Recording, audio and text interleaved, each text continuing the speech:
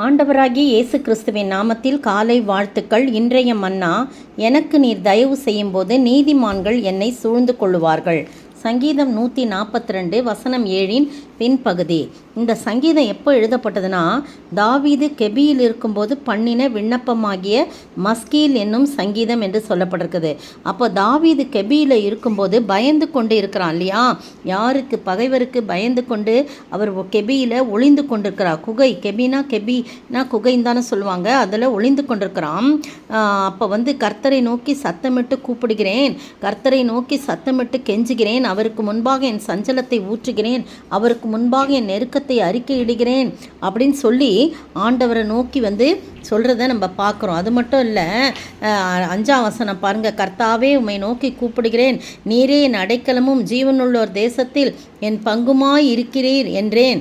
என் கூக்குரலுக்கு செவி கொடும், நான் மிகவும் தாழ்த்தப்பட்டேன், என்னை பின்தொடர்கிறவர்களுக்கு என்னை தப்புவியும், அவர்கள் என்னிலும் பலவான்களாக இருக்கிறார்கள். பாருங்கள், ஆண்டவர்கிட்ட சொல்கிறார், என் கூக்குரலுக்கு செவி கொடுங்க ஆண்டவரே, நான் ரொம்ப தாழ்த்தப்பட்டேன், எனக்கு பின்தொடர்றவங்களுக்கு என்னை தப்புவிங்க, அவர்கள் என்னிலும் பலவான்களாக இருக்கிறார்கள் அப்படின்னு சொல்லிட்டு உமது நாமத்தை நான் துதிக்கும்படி. பாருங்கள், அந்த நேரத்துலையும் பாருங்கள், அவருடைய நாமத்தை நான் துதிக்கும்படி என் ஆத்துமாவை காவலுக்கு நீங்களாக்கி விடும் அப்படின்னு சொல்கிறாரு. அதுக்கு பிறகு தான் இந்த வசனம், தியான வசனம், எனக்கு நீர் தயவு செய்யும்போது நீதிமான்கள் என்னை சூழ்ந்து கொள்வார்கள்னு சொல்லப்பட்டிருக்கு. அப்போ நீதிமான்களை எதுக்கு வச்சுருக்காங்கன்னா, கஷ்டப்படும் மக்களுக்கு, துன்பப்படும் மக்களுக்கு தயவு செய்யும்படி, அவர்களை சூழ்ந்து இருக்கும்படியாக கர்த்தர் ஆயத்தப்படுத்தி வைக்கிறார். சில பேருக்கு தேவ தூதரில் வைக்கிறாரு, சில பேருக்கு தேவ பிரசன்னத்தினால் மூடிக்கொள்கிறார், சில சமயத்தில் தன்னுடைய சிறுகளாலே கரத்தின் நிழலினாலே சூழ்ந்து கொள்கிறவராக இருக்கிறார்.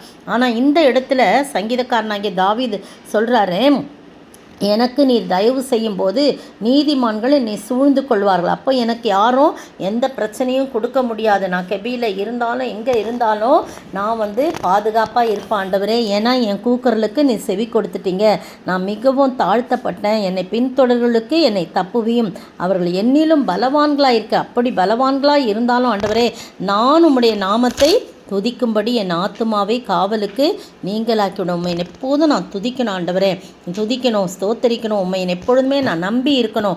அப்போது நீர் என்ன பண்ணுவீர்? எனக்கு தயவு செய்யும் போது நீதிமான்கள் என்னை சூழ்ந்து கொள்வார்கள். அப்போது ஒரு தனிப்பட்ட ஒரு மனிதனுக்கு ஆண்டவர் நீதிமான்களை அனுப்பி சூழ்ந்து கொள்ள செய்து அவர்களுக்கு எந்த பிரச்சனையும் வராமல் பாதுகாக்கும்போது, உங்களை என்னையும் நானும் நீங்களும் ஆண்டவரை நோக்கி பார்க்கும்போது, அவரை நோக்கி எல்லா பிரச்சனை மத்தியிலே கூப்பிடும்போது, அவர் நீதிமான்களை அல்ல, கர்த்தருடைய தூதர்களை பாளையம் இறங்கி, அவர் நம்மை சூழ பாளையம் இறங்கி நம்மை பாதுகாக்கும்படியாக கிருபை செய்வார். எனவே நாம் பயப்படாமல் ஆண்டவருடைய சமூகத்திலே நம்மை தாழ்த்துவோமா? ஜெபிப்போம்.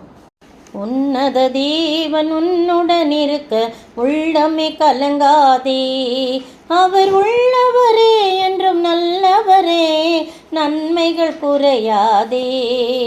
உன்னத தேவன் உன்னுடன் இருக்க உள்ளமே கலங்காதே.